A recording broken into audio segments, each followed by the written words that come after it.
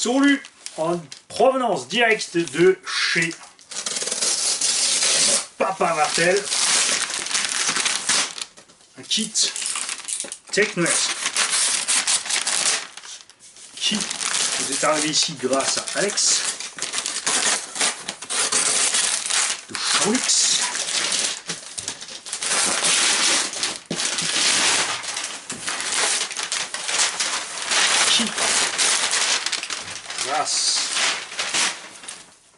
Qui grâce. Mani pas bien. Mani il essaie de ralentir le café mais ça marche pas. C'est pas bon. Donc grâce à qui nous allons pouvoir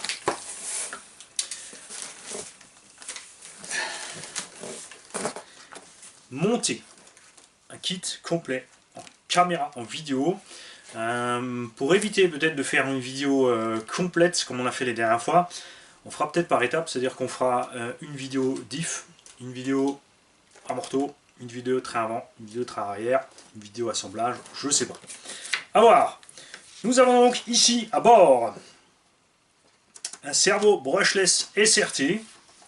99 €, ça doit être le gros méchant balèze 25-35 kg. Une peinture bleue métallisée Tamiya, un argent vif Tamiya, protection de châssis arrière Techno, des chapes, des joints de diff, des couronnes de plastique.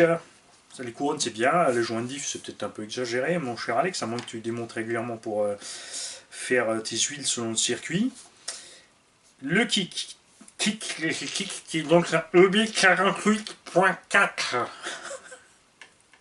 Ça va plus. Je vais aller me coucher tout à l'heure. Hein. Vous en faites pas, je vais pas faire le kit dans la foulée.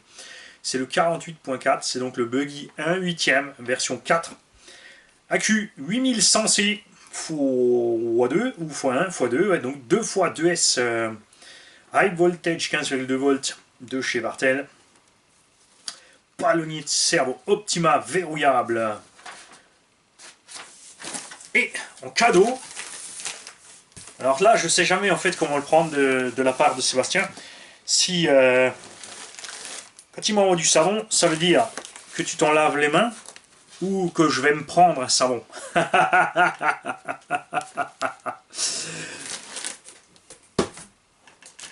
Et des stickers que nous allons découvrir ensemble. S'il a écrit sticker, ça doit pas être la planche habituelle, si. Ouais. Il nous a mis toutes les couleurs du sticker, ça c'est cool. Ouais. De toute façon, vous n'allez pas voir grand chose, c'est un kit, vous allez avoir un carton rempli de sachets.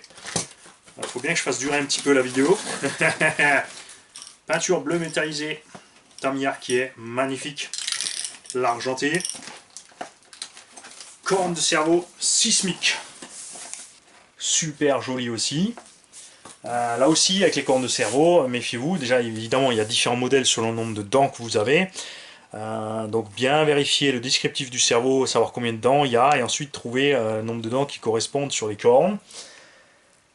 Et aussi, à savoir sur quel buggy vous le montez. Il y a ici, par exemple, celle-ci est plate. Il y en a qui ont besoin d'un gros décrochement, comme par exemple chez Opitech ou d'autres. Il y en a qui ont l'inverse. Il y a des cornes spécifiques, par exemple sur les Serpent. On a de magnifiques postes de suspension Techno. Des skid plates. Ça c'est bien, chez Detroit Racing, tu reçois toujours Detroit Racing, n'est-ce pas? C'est la ville Detroit, c'est pour ça qu'ils appellent ça Detroit. Par paquet de 3, les skids et le servo SRT, donc en 7,4 volts, 0,12 secondes, 30 kg. Il y a un buggy qui va tourner, je vous le dis. Après, peut-être que Alex a commandé les joints pour moi, parce qu'il est... Hein, c'est vrai que je suis pas toujours étanche. Tout à fait étanche. Je sais pas si ça se dit en français, c'est une expression alsacienne, t'es pas tout à fait étanche, ça veut dire que il y a de l'eau qui rentre des fois, court-circuit, oxydation, etc. Technoversé, j'adore parce que ils font plein de kits. Et ils ont aussi fait un MT. Je vais essayer d'ouvrir ça sans découper le carton. Ça n'a pas l'air de vouloir coopérer, voilà. Chez Techno RC, il y a un MT qui n'est toujours pas un MT, c'est un buggy pour moi, toujours. Tu as un châssis de buggy, des essieux de truggy dessus. Ils ont catalogué ça en 1/10, mais en fait, c'est un peu le principe du Outcast. Un châssis court avec des bras longs. Si tu mets des jantes sans déport, le look qui va à peu près. L'avantage des jantes sans déport et des méga triangles, c'est un débattement de suspension de fou. Et Techno RC, c'est d'une solidité claire, mais franchement, ouais. Il n'y a rien à redire. Chez Techno, ils savent fabriquer du solide.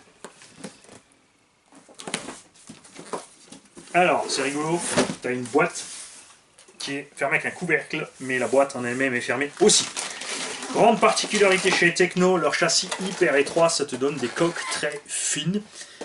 Évidemment, le fait de faire étroit, ça enlève aussi du poids, mais comme ils ont rajouté en solidité sur les autres éléments, on n'est finalement pas beaucoup plus léger qu'un autre buggy. Enfin, c'est ce qu'on verra quand le kit sera terminé. Ils livrent aussi des huiles avec 450, 550, 7000 et 10 000. On a donc suspension 450, 550, on verra dans le kit où va quoi. 7000 et 10 000, je pense qu'ils ont fait 10 000 avant au centre et 7000 à l'arrière. Là aussi, on verra ce qu'ils disent dans le kit. Alex aimerait l'avoir monté comme c'est prévu par le constructeur, puisqu'il roule sur circuit. Et là-bas, ils aiment bien rouler avec du souple. Les longs, ça c'est standard, rien de spécial, les formes habituelles. Un gros fardet avec des triangles qui sont démentiels. Alors là, je vais vous l'ouvrir parce que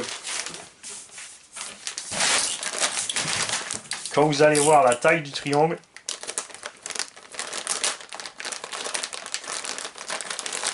ça donne quand même envie d'acheter le MT. Je te le dis.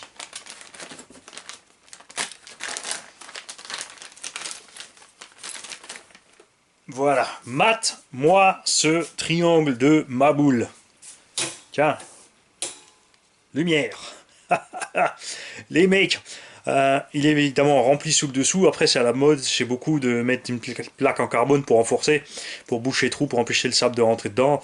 Mais bon, sans deck. Une tuerie. Et il reste flex. C'est géant. Je suis content. Ça me plaît beaucoup. Je vais résister, je ne vais pas en acheter un. C'est vrai que j'ai un truggy de compète, il me faudra aussi un buggy de compète. Bon là, grâce à Alex, je vais pouvoir le monter.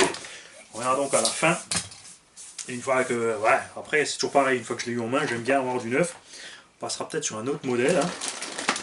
Le S-Works, on a aussi déjà eu la GT, donc le châssis buggy truggy sera pareil. Hot Bodies, on a le truggy.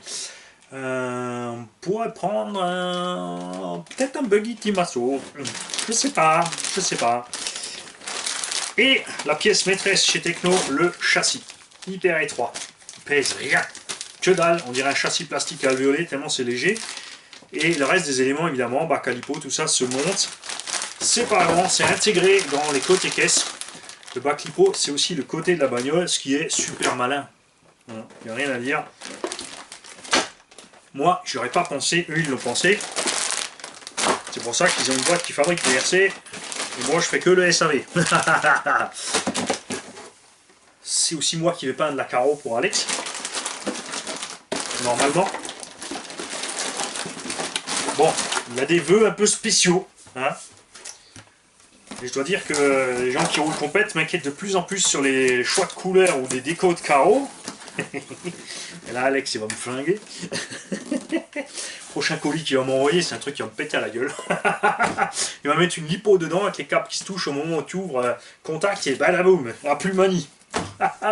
Ou alors, sans sourcils, sans moustache, sans cheveux. Look nitro. Salut les mecs.